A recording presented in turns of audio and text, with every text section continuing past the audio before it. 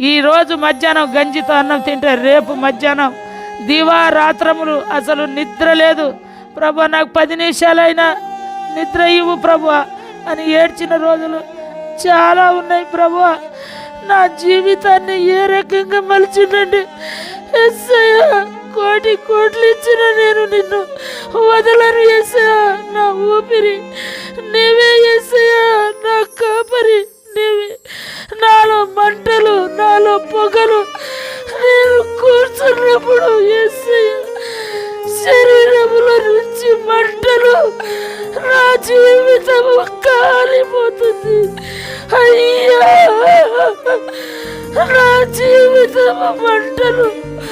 యేసయ్య ఒక నీళ్ళ ట్యాంకి ఉంటే అందులో మునగాలనిపించి అప్పుడు పండగలంటే నేను నాకౌట్ 5000 బీర్లు స్ట్రాంగ్ ఉంటాయని 60 డజన్లు తెచ్చుకునేది. పండగలంటే 3 రోజులు దానికి అన్నం తినకుండా బాగా తాగేది. తాగి ఓపిక లేకపోతే పళ్ళెంలోనే కక్కేది, బకెట్లో కక్కేది, బయటికి నడవలేక. మరి ఇస్కీ బ్రాందీ తాగినప్పుడు నీళ్లు గల్పకుండా తాగేది. అలాంటి పాపపు జీవితంలో జీవిస్తున్నా. బస్టాండ్ దగ్గర పండ్లు అమ్మేటప్పుడు ఏ పోలీసుతోని భయపడలే, ఎస్ఐలతో భయపడలే. ఎందుకు ఇలా అని ఒకసారి ట్రాక్టర్ నిండా పుచ్చకాయలు కూడా పలగొట్టిరు. ఒక ఎస్ఐ, నలుగురు ఎస్ఐలు, ఒక సిఐ, 20 పోలీసులు. అయినా పర్వాలేదు కానీ భయపడకపోయేది. శుక్రవారం అని శనివారం అన్ని రోజులు పూజలే అన్నట్టు. ఎవరైనా కొబ్బరికాయలు చిన్నగా తెస్తారు కానీ నేను ఏరి ఇంత పెద్దది. ఎవరైనా మూరతోని మాల తెస్తారు కానీ నేను దండలు తీసుకొచ్చి వేసేది. ఎన్ని గుడిలు ఉన్నాయో అన్ని గుడిల దగ్గర పోయి బోడగుండ్లు గీకించుకునేది. అసలు ఎంత భక్తి అంటే అసలు నా అంత విగ్రహారాధికురాలు లేరు. ఇక నేను అంత పూజ చేసావన్నట్టు. ఒక చూసేటోళ్ళు ఎవరైనా చేతబడి చేసేలాగా ఉందనేది. ఒక్కొక్క రుద్రాక్షం ఇంతాయి, ప్రతి దండలకు ఒక్కొక్క రుద్రాక్షం. అంత భక్తి. సూర్యాపేట నిండా నేను వెతికేది. బొట్టు పిల్లలు పెద్దయి ఏడ దొరుకుతుంది. నాకు ఏ టైం అయితే ఆ టైం హాస్పిటల్ వేసుకొని పోతారు. గుండె నొప్పి, అమ్మా నువ్వు ఎప్పుడో ఒక రోజు నీ గుండె ఈ గ్యాస్ వల్ల ఆ గుండె పేలిపోద్ది, సిలిండర్ లాగా పేలి చచ్చిపోతామని డాక్టర్లు అందరూ కూడా చెప్పించారు. ఇక నేను అనుకునేది, నువ్వు నిజమైన దేవుడే అయితే నా రోగాన్ని బాగు చేయి, అప్పుడు మా ఇంట్లో ఎవరు నమ్మరు కానీ నేను ఒక్కదాన్నే నమ్ముకుంటా అని దేవుణ్ణి అడిగిన. మీరు సబ్స్క్రైబ్ చేసుకోండి ఎలీషన్న ఏలియా ఛానల్. మరి కొత్త సాక్ష్యాలు, కొత్త మరి ప్రసంగాలు మీకు ముమ్మారు వస్తుంటాయి కాబట్టి మీరు ఈ ఛానల్ సబ్స్క్రైబ్ చేసుకొని మరి పరిచయం మీరు బలపరచాలని మా మనవి.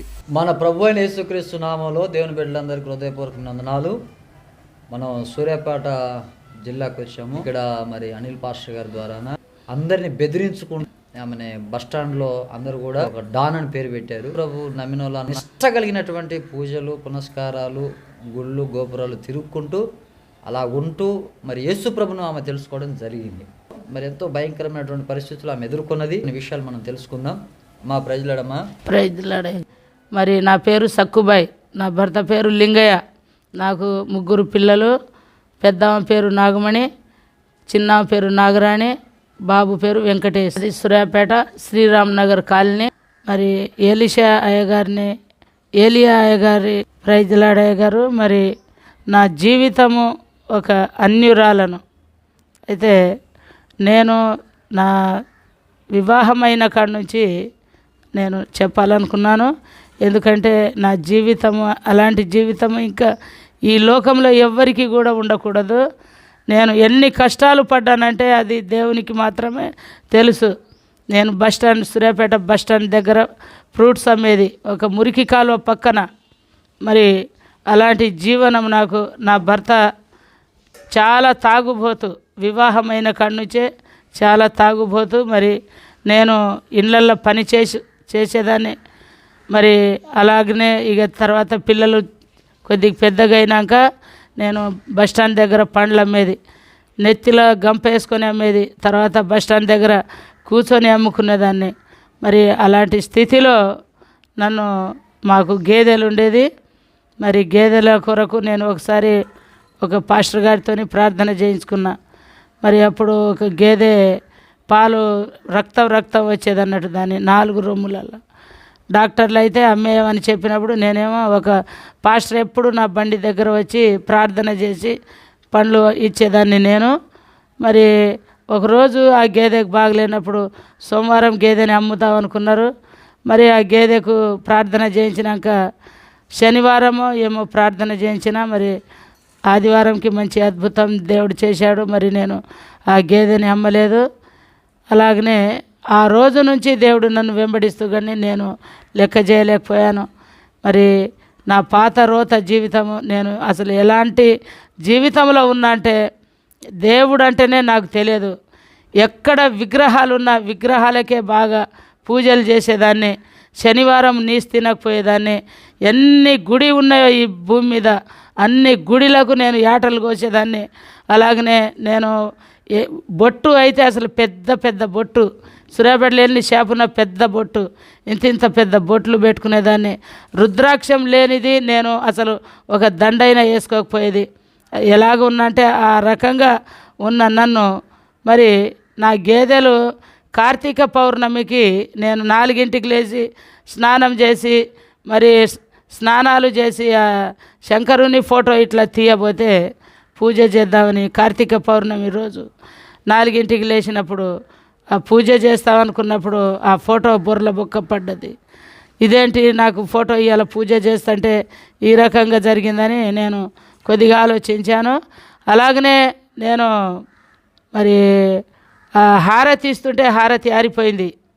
మరి హారతి ఆరిపోయిన తర్వాత నాకు అది ఒక మనసులో ఈ రకంగా నా పూజ ఇవాళ ఫలించలేదు అన్నట్టు ఆలోచన మీద ఉన్న నేను.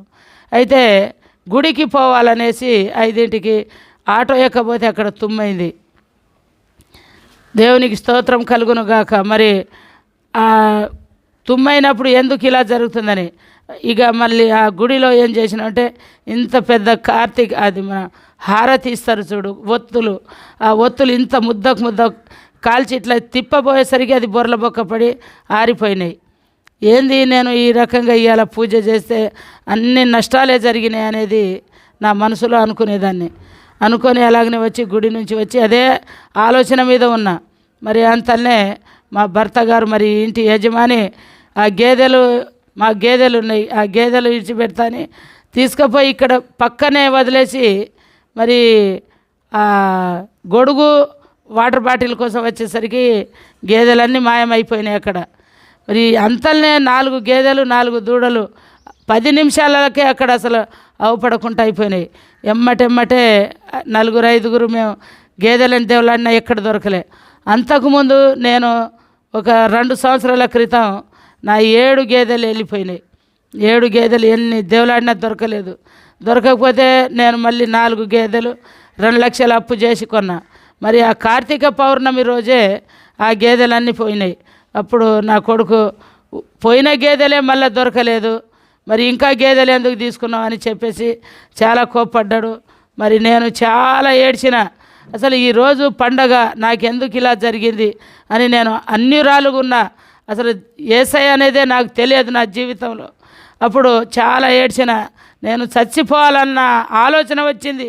నేను మా ఇంటి పైన మరి కరెంట్ తీగలు ఉన్నాయి, పట్టుకొని చచ్చిపోదామని చాలా ఏడ్చినప్పుడు నా పక్కన బస్టాండ్ దగ్గర పండ్లు అమ్మినప్పుడు ఒక లక్ష్మ విజయ అని ఇద్దరు వాళ్ళు దేవుని నమ్ముకున్నోళ్ళు. నేను ప్రతిరోజు ఏం తీసుకుపోయినా వాళ్ళు నా రైస్ కానీ కర్రీ కానీ తినేవాళ్ళు.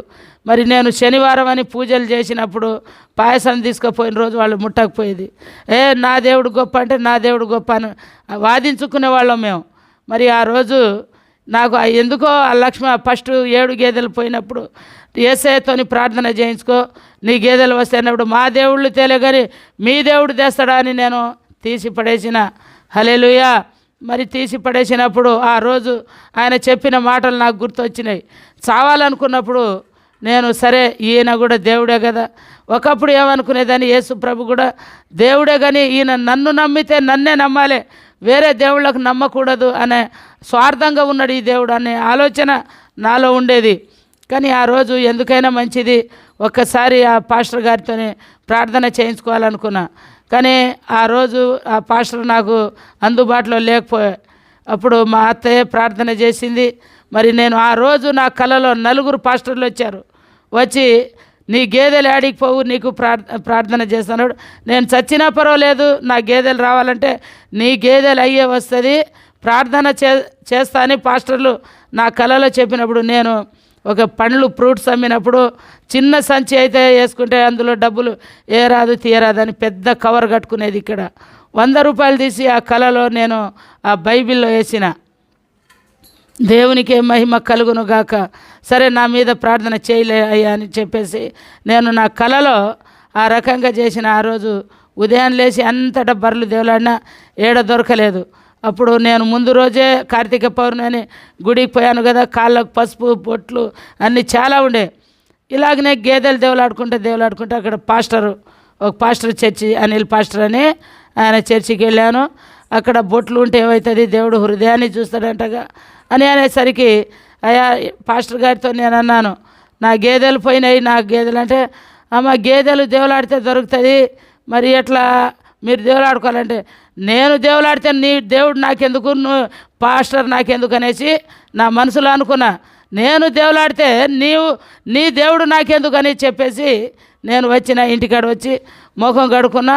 దేవుడు అంటే ఆయనే తీసుకురావాలి కానీ అందరు చెప్తారు కదా ప్రార్థన చేస్తే వస్తాయి, ప్రార్థన చేస్తే ఆ 7 గేదెలకు కూడా నేను మా దేవుళ్ళు తెస్తారన్న విశ్వాసంతోనే అవి ఒక్కటి కూడా రాలేదు.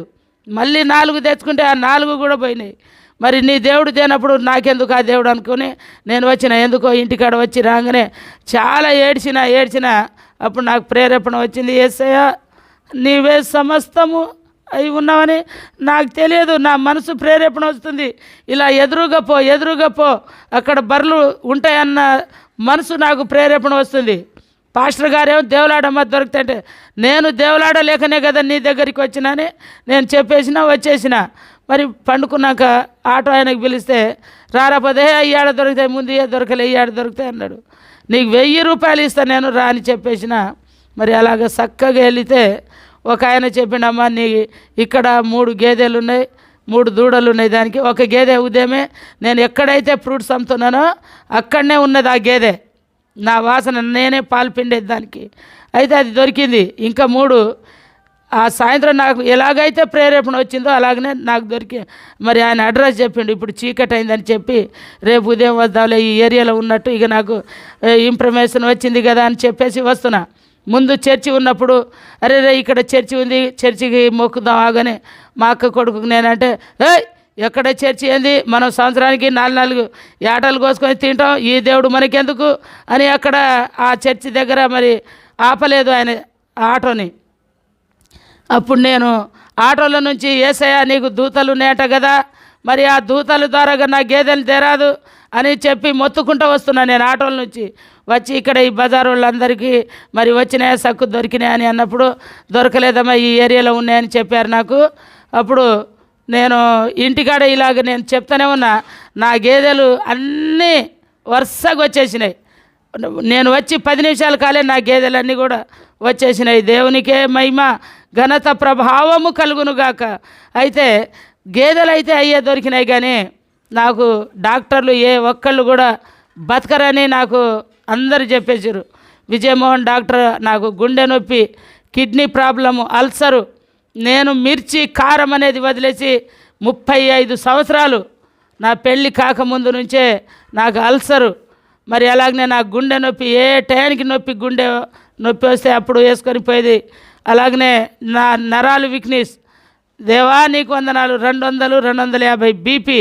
మరి ఈ అంత ఖమ్మంలో కానీ మరి ఇక్కడ సూర్యాపేటలో డాక్టర్లు కానీ నార్కట్పల్లి డాక్టర్లు కానీ అందరూ నువ్వు ఏ టైంకి చస్తావో నీకు తెలియదమ్మా, నీ గుండె సిలిండర్ పేలినట్టే పేలి చచ్చిపోతావు అని అందరు చెప్పారు. అయితే నేను అనుకునేదాన్ని ఇంకా నేను నెల బతుకుతానా, ఇంకా 6 నెలలు బతుకుతానా, నేను ఇంకా సంవత్సరం బతుకుతానా అని ఆ ఆలోచన మీద ఉండేదాన్ని. రోజుకు అందరూ 3 సార్లు భోజనం చేస్తే నేను 3 సార్లు ట్యాబ్లెట్లు మింగేది. యేసయ్యా నా కొరకే నువ్వు సిల్వలో విరేలాడినావని నేను నమ్ముతున్నా యేసయ్యా. అయితే నేను అనుకున్న నా గేదెలు అయితే అవి వచ్చినాయి కానీ ఈ దేవుడు నాకు ఒక్క ట్యాబ్లెట్లు వేసుకోకుండా నా జీవితాన్ని మరి శుద్ధిగా చేస్తే నేను మాత్రమే దేవునికి నమ్ముకుంటా అనేది. ఎందుకంటే మా ఇంట్లో అన్ని గుడిలు ఉన్నాయి, మాకు ఉప్పలమ్మ అని ఎల్లమ్మ అని మరి నేను ఒక సోమవారం అని శనివారం అని అన్ని నీసు తినకుండా చాలా ఎక్కడ ఒక రాయి అవుపడ్డ పసుపు కుంకుమ చల్లినా కూడా మరి అక్కడ దేవుడు అనే ఒక ఆలోచన మీద ఉండేదాన్ని.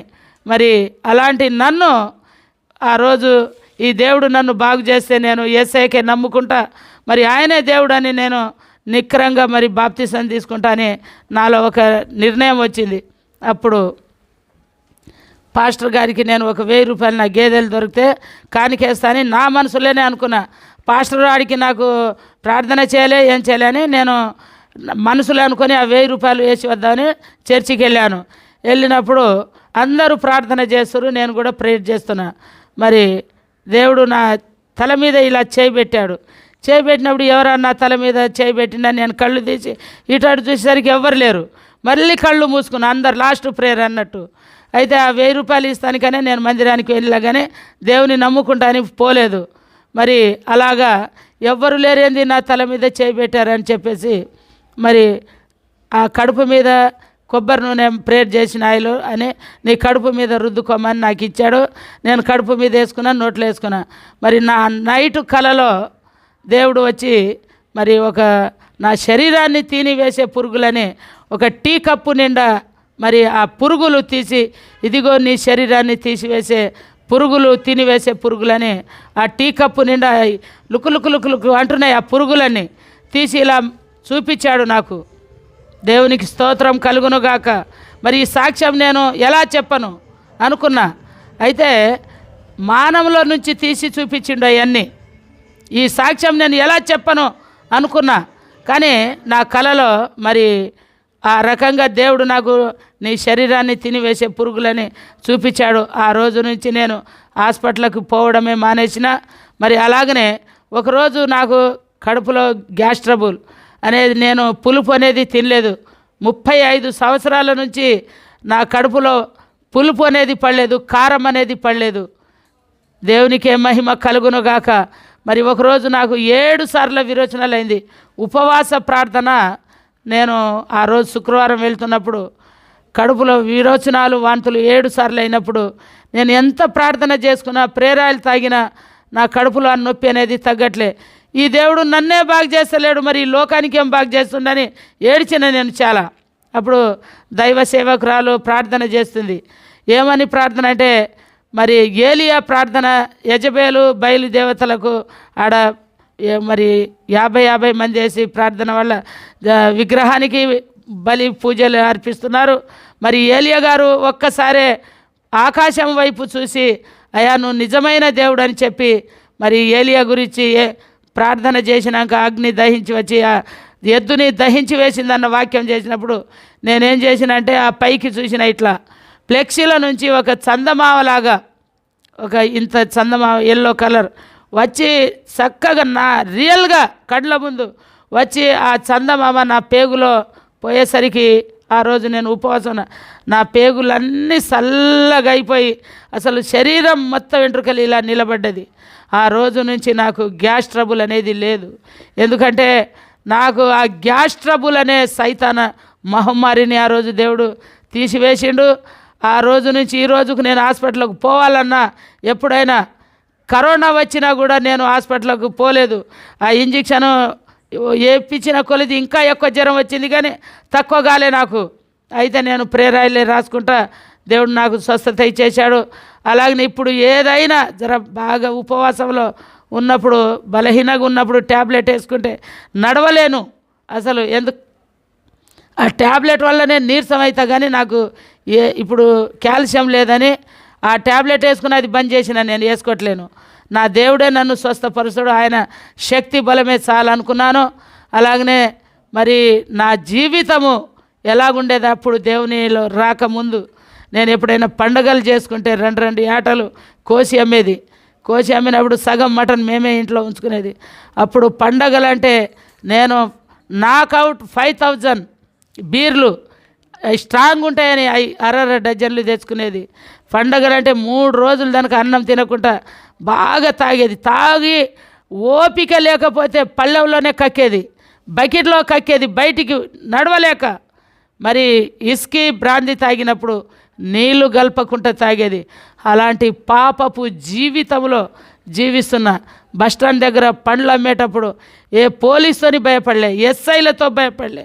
ఎందుకు ఇలా అని ఒకసారి ట్రాక్టర్ నిండా పుచ్చకాయలు కూడా పలగొట్టిర్రు. ఒక ఎస్ఐ, నలుగురు ఎస్ఐలు, ఒక సిఐ, 20 పోలీసులు. అయినా పర్వాలేదు కానీ భయపడకపోయేది. బస్టాండ్ డాన్ అని పేరు పెట్టిరు నా పేరు. మరి అలాంటి జీవితాన్ని దేవుడు మరి నన్ను పవిత్రంగా మార్చి, ప్రభువా ఈ పాపపు జీవితం నుంచి నన్ను విడిపించు.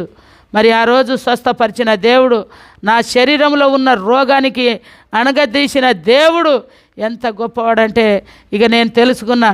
నాకు ఒక అగ్ని, పొద్దు తిరుగుడులాగా అగ్ని వచ్చి ఇట్లా తిరుగుకుంటా నా తలకు తాకితే నా శరీరం మొత్తం అగ్ని నాలో నుంచి పొగలు వెళ్ళేది. ఎప్పుడైతే చర్చికి వెళ్ళానో ఎమ్మటే కార్తీక పౌర్ణమి వెనక రోజు నేను చర్చికి పోయి మరి 2018 మరి నేను రక్షణ తీసుకున్నాను యేసయ్య నామములో. మరి నాకు రక్షణ ఇయ్యకముందే దేవుడు అగ్ని అభిషేకం ఇచ్చాడు. వ్యాపారానికి పోవాలనుకుని ఎప్పుడైతే బాప్తిసం తీసుకున్నానో ఆ బస్టాండ్లో పండ్లు అమ్మటానికే నేను పోలేదు. మరి పోదాం అనుకున్నప్పుడు దేవుడు నాతో మాట్లాడి ఉన్నాడు. నా సేవ చేయాలి నువ్వు.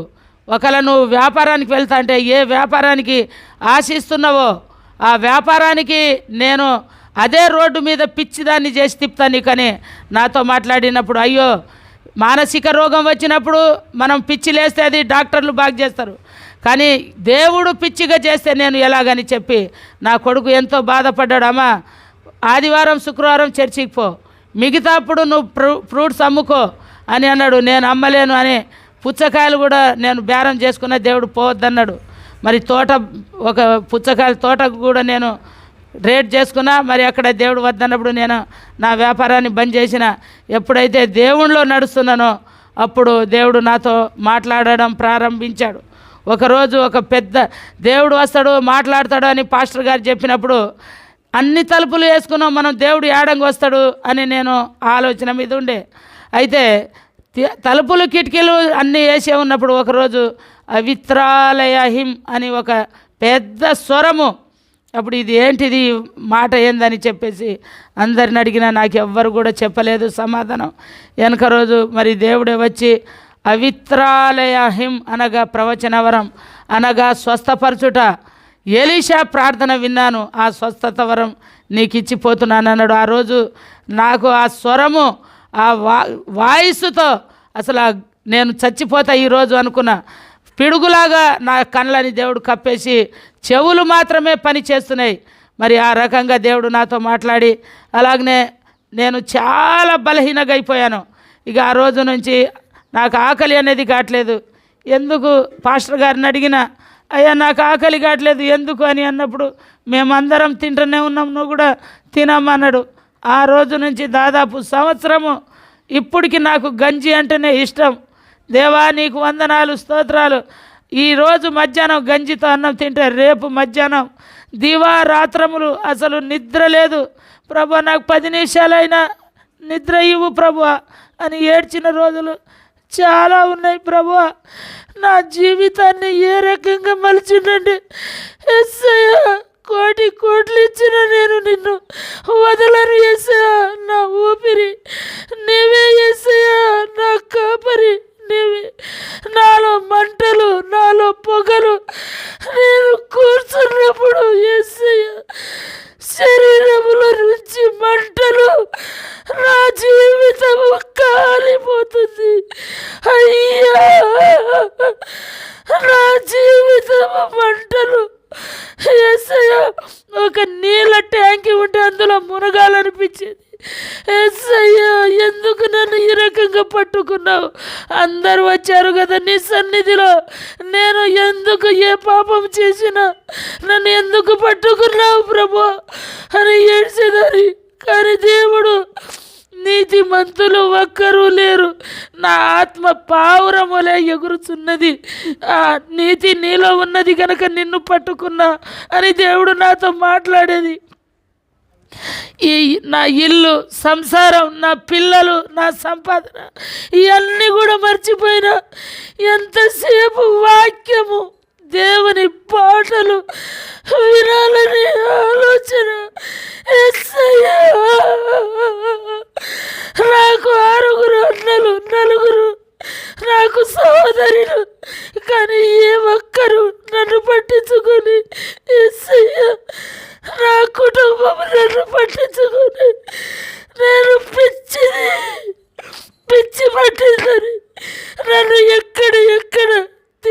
అంటున్నారు, యేసయ్య నిన్నందరూ పిచ్చిదాని లెక్కలో కట్టేస్తారు, ఏ మందిరానికి వెళ్ళకన్నాడు. యేసయ్య యేసయ్య ఎంత గొప్ప దేవుడవయ్యా. అలాగనే ఏ ఒక్కరు ఎవరైనా మాట్లాడేటోళ్ళు లేరు. జైల్లో అయినా ఒక ఖైదీతో మాట్లాడేవాళ్ళు, కానీ నాకు ఎవరు మాట్లాడకపోయేది. ఎవరైనా వస్తారా, నాతో మాట్లాడతారా అని నేను ఎంత ఎదురు చూసేదాన్ని. నా కన్న బిడ్డలు కూడా నా మీద ప్రేమ లేదు, నా కొడుకుకి కూడా జాలి లేదు. ఇలాంటి కొడుకు ఎవరికి లేదని మురిశాను, కానీ మా అమ్మకు పిచ్చి పట్టింది. మా అమ్మ పిచ్చిగా అయిపోయింది. యేసు ప్రభు పిచ్చిగా చేశాడు అని నా కొడుకు నన్ను కొట్టాలనుకున్నాడట. యేసయ్య నా దేవుడు నా కొడుకుతో మాట్లాడి ఉన్నాడు. నా ఆత్మ మీ అమ్మలో ఉందని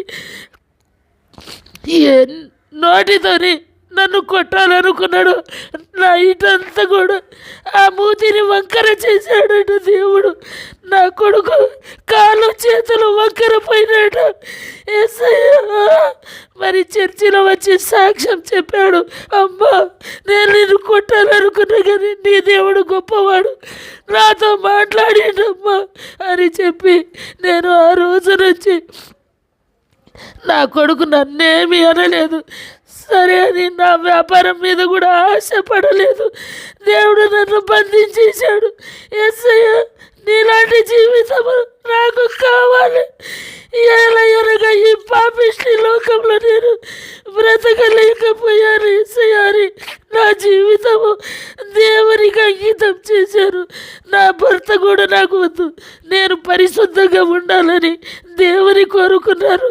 ఆ రోజు నుంచి నా భర్త నన్ను అక్క అమ్మ అని అంటాడు. చాలా తాగుబోతు ఇంట్లో నుంచి వెళ్ళిపోయాడు. నీకు దేవుడు పట్టుకున్నాడు, నేను నీ జీతగాడిన నీ కష్టం చేసేదని ఇంట్లో నుంచి ఫరారైపోయాడు. దేవుడు అక్కడ ఆయనతో మాట్లాడి ఉన్నాడట. మరి ఇంటికి తిరిగి వచ్చేసాడు యేసయ్య. వచ్చినప్పుడు యేసయ్య నాకు పెళ్లి చేయించమంటుండు, నాకు తెలియదు ప్రభా, ఆయన ఇష్టము నీ ఇష్టం ప్రభా అని దేవునికి ఒప్పచెప్పాను. 40 సంవత్సరాలు నా భర్త తాగుబోతు. ఎలాంటి తాగుబోతు అంటే నా కన్న కొడుకు మీదనే నాకు పాపం మోపేవాడు. అలాగనే నా తోడబుట్టిన అన్నలతో తమ్ముళ్ళతో అలాంటి మూర్ఖుడు అన్నట్టు తాగి అలాంటి మాటలు మాట్లాడేది. అయినా కూడా నేను నా ఇల్లు వదిలేసి ఎక్కడికి వెళ్ళలేదు. మరి నా ఇంట్లోనే నేను ఉన్నాను. మరి ఒకరోజు తాగి ఆయనకు మెంటల్ మరి మైండ్ పని చేస్తలేదు. బస్టాండ్లో పోయి ఆడుకొని తినేది, తాగేది, ఇంట్లో నుంచి పారిపోయేది. ఆయనని దేవులాడి మేము పట్టుకొచ్చేది.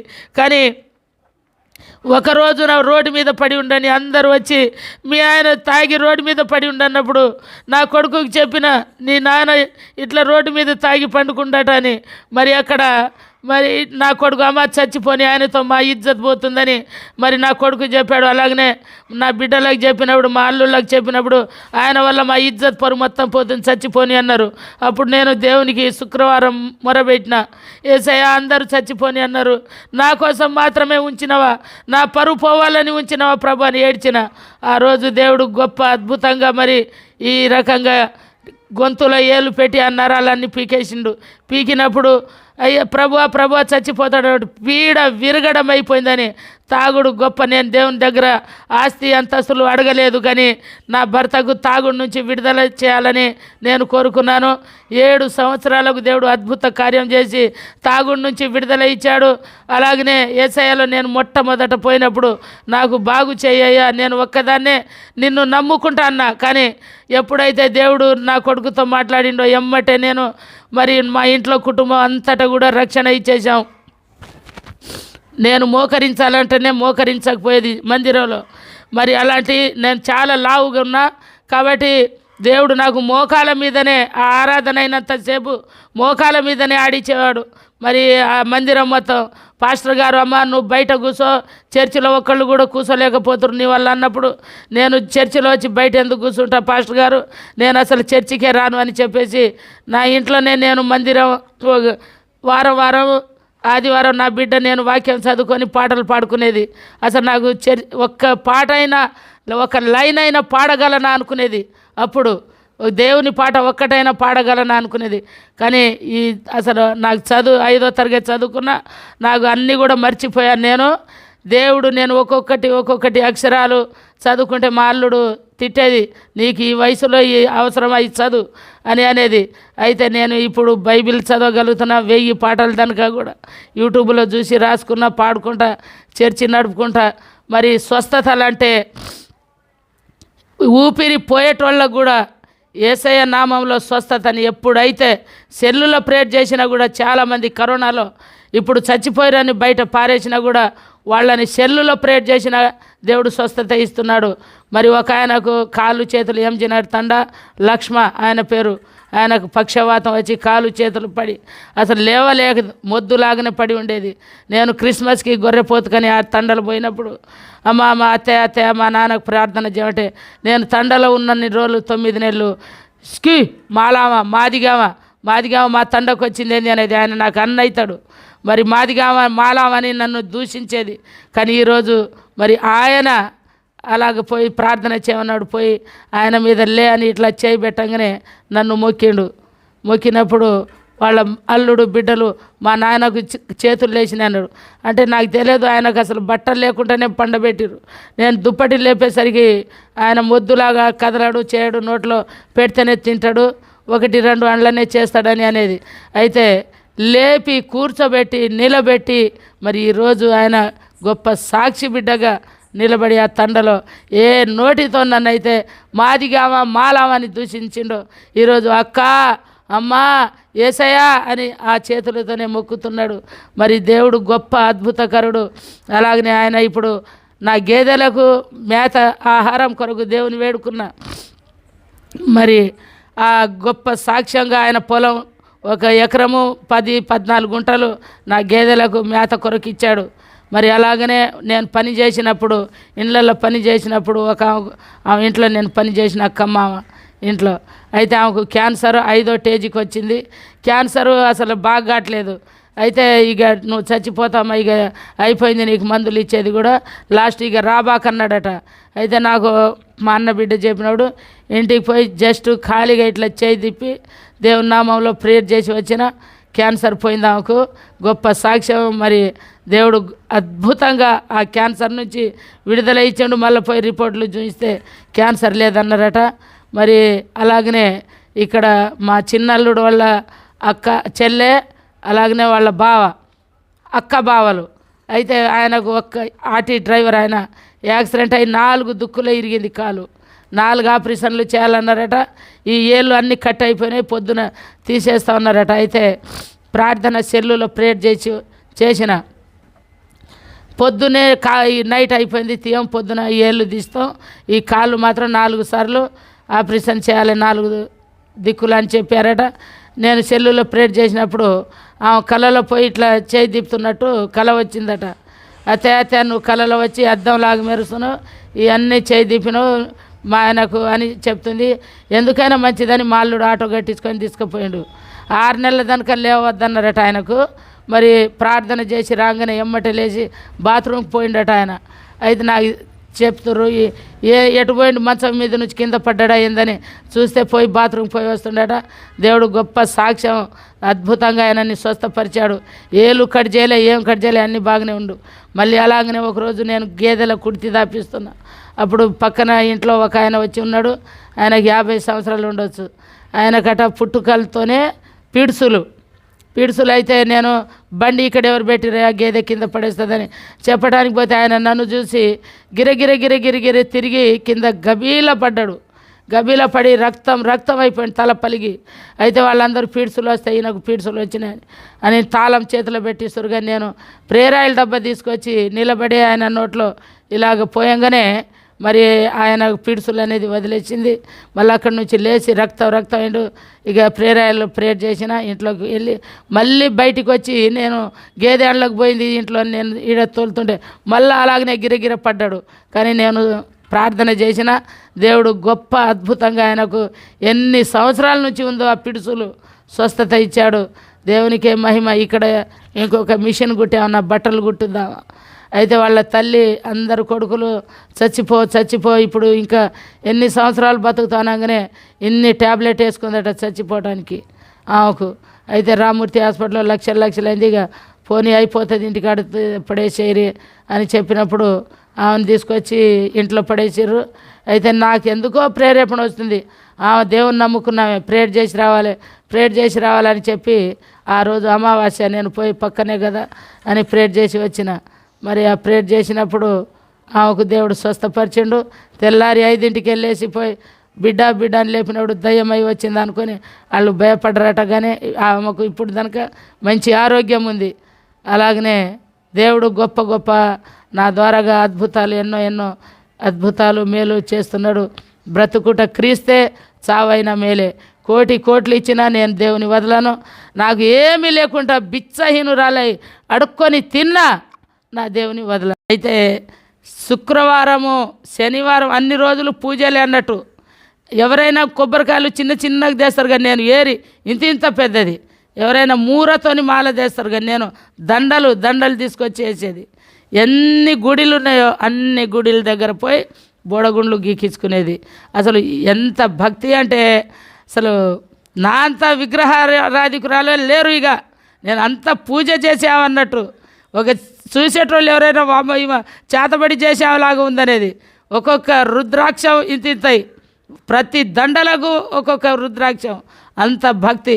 సూర్యాపేట నిండా నేను వెతికేది బొట్టు బిళ్ళలు పెద్దయి ఏడ దొరుకుతుందని. మరి ఇంత పెద్ద బొట్టు గాజులు ఇంత వేసుకొని ఆ రకంగా విగ్రహారాధికురాలు. యేసు ప్రభు అంటే ఆ యేసు ప్రభు ఏంది ఊకే నన్ను నమ్మితే నన్నే నమ్మాలి, ఇంకొకళ్ళగా అట్లా ఉంటాడు ఆ మూర్ఖుడు ఆ దేవుడు అనే స్వభావం నాలో ఉండేది. ఇప్పుడు మీరు ఏదైనా సరే ఒక యాత్ర లెక్క అంటే తిరుపతి కానీ భద్రాచలం కానీ అట్లా ఒక మొక్కు లెక్క మీరు చేసినవి ఏమైనా ఉన్నాయా? తిరుపతి పోయి గుండు కొట్టించుకొచ్చిన. అది చెప్పండి, ఎన్నిసార్లు కొట్టించు? నేను ఇక్కడ ఈ సూర్యాపేటలో వెంకటేశ్వర గుడిలో ఒక 5-6 సార్లు. నా కొడుకు పేరు వెంకటేష్. అంటే వెంకటేశ్వర్లు కానీ ఆ స్వర్లు ఎందుకని వెంకటేష్ అని 7 సార్లు గుండు కొట్టిస్తా అని మొక్కిన. 5-6 సార్లు ఏమో కొట్టించిన, ఇంకా కొట్టియలే. తిరుపతి కూడా పోయినా, యాదగిరి గుట్ట 3 సార్లు గుండు కొట్టించుకున్నా. యేసుప్రభు అంటే మీ ఉద్దేశం ఏముండేదమ్మా? నేనే స్వభావము మూర్ఖుడు, ఆ దేవుడు నన్ను నమ్మితే ఇంకో దేవుని నమ్మవద్దనే. మళ్ళీ అందరూ పాపాలు చేసే ఆయన కడిగి పోతారట. పాపం చేసినాక ఆయన కడుగుతాడట అన్న స్వభావం. యేసు ప్రభు అంటే నేను ఎగతాళి చేసేవాళ్ళు, అందరినీ నేను ఎగతాళి చేసేదాన్ని. అలాంటి దేవుని మొక్కుకున్నారు వీళ్ళని. మీకేమన్నా తెలుసా అసలు యేసు ప్రభు గురించి? నాకేం తెలియదు. కానీ చిన్నప్పుడు నేను స్కూల్కి పోయేటప్పుడు విజయవాడ నుంచి ఒక రత్తమ్మ అని ఒక వచ్చేది మా తండలో. అసలు మా తండలో దేవుడే లేడు. ఫస్ట్ ఇప్పటికీ మా తండలో అదే అంట నేను. ఇప్పుడు వాళ్ళు వచ్చి ఒక యేసు ప్రభు బుక్సులు అవి పాంప్లెట్లు ఇచ్చినప్పుడు నేను దాని మీద బొమ్మలు ఉన్నాయని ఆ బొమ్మల కోసం తీసుకునేదాన్ని, చదువుకునేదాన్ని. అప్పుడు ఒక పాట పాడింది. ఆ పాట నేను ఇప్పటికీ మర్చిపోను. మా ఎస్టీ భాషలనే పాడిందామే. నేను ఆ పాటని మరి పాడి అందరికీ కూడా వినిపించాలనుకుంటున్నా. యేసు నన్నదన్న పావోరలోకో సబసే దనియా ధోకోర बोटी मांगेनी माळी मागेनी आपणो मनसु मागचर आपणो मनसु येसु न देणो रे आपणो पाप धोवचर येसु नन्नदन्न पावोर लोक सबसे दनिया నాకు పెళ్ళి కాకముందు నుంచే నాకు కడుపులో పులుపు అనేది నేను పడదు. అన్నీ కాల్పించుకున్నా కూడా ఇంత పెద్ద గుళ్ళు ఉన్నాయి. మా అమ్మ గుడ్డలతోని చుట్టలాగా చేసి కూడా కాల్చింది. అప్పుడు గ్యాస్ పులుపు పడకపోయేది, కారం పడకపోయేది. అసలు కారం తినాలంటేనే భయము. రోజుకు నేను ఒక 5-6 లీటర్ల కొబ్బరి వాటర్ మీదే ఉండేది. నాకు ఏ టైం అయితే ఆ టైం హాస్పిటల్ వేసుకొని పోతారు. గుండె నొప్పి, అమ్మా నువ్వు ఎప్పుడో ఒకరోజు నీ గుండె ఈ గ్యాస్ వల్ల ఆ గుండె పేలిపోద్ది, సిలిండర్ లాగా పేలి చచ్చిపోతావని డాక్టర్లు అందరూ కూడా చెప్పేశారు. ఇక నేను అనుకునేది, నువ్వు నిజమైన దేవుడే అయితే నా రోగాన్ని బాగు చేయి. అప్పుడు మా ఇంట్లో ఎవరు నమ్మరు కానీ నేను ఒక్కదాన్నే నమ్ముకుంటా అని దేవుణ్ణి అడిగినా. కానీ ఎప్పుడైతే దేవుడు నాతో మాట్లాడే స్టార్ట్ చేసిండో, నేను పండుకున్నప్పుడు మెత్త సంచుల నుంచి మాటలు వచ్చేది. నా మెత్త సంచుల నుంచి ఎవరు మెత్త సంచిలో సెల్లు పెట్టిరని చూసేది. కానీ దేవుడు నాకు రోజు ప్రార్థన చేయలే అన్నప్పుడు, ప్రభు రోజు ప్రార్థన, నాకు నిద్ర వస్తుంది ప్రభు, అసలు నాకు నిద్ర పోనేవంటే నిద్ర మొద్దా అని చెప్పి చేయి బట్టి లేపి ప్రార్థన చేయనేది. అసలు ఎంత గొప్ప దేవుడు తెలుసు. ఇది దేవుడు ఇచ్చిన గొప్ప అద్భుత సాక్ష్యం. ఇంకా అద్భుతాలు చాలా చాలా మెరికలు చేసిండు దేవుడు. చాలామందికి అసలు చనిపోయిండ్రు అని బయట పడేసిన వాళ్ళకు కూడా దేవుడు నా ద్వారాగా గొప్ప అద్భుత మెరికలు చేసి అందరినీ కూడా స్వస్థపరచాడు. ఈ గొప్ప సాక్ష్యం దేవుడు దీవించును గాక. దేవుని సాక్ష్యాలు చిన్నవి ఉండవు, గొప్ప గొప్ప సాక్ష్యాలు. యేసయ్యా ఐ లవ్ యూ, దేవునికి నేను ప్రేమించిన నా భర్తనే నేను ఇష్టం లేని పెళ్ళే చేశారు, ఎందుకంటే ఆయనకు మూడో దాన్ని నేను. కానీ నేను యేసయ్యని ప్రేమించిన. ఎలాగ ప్రేమ అంటే ఎవ్వరు కూడా కొలవలేనిది ప్రేమ. నా యేసు లేనిది నా జీవితం లేదు.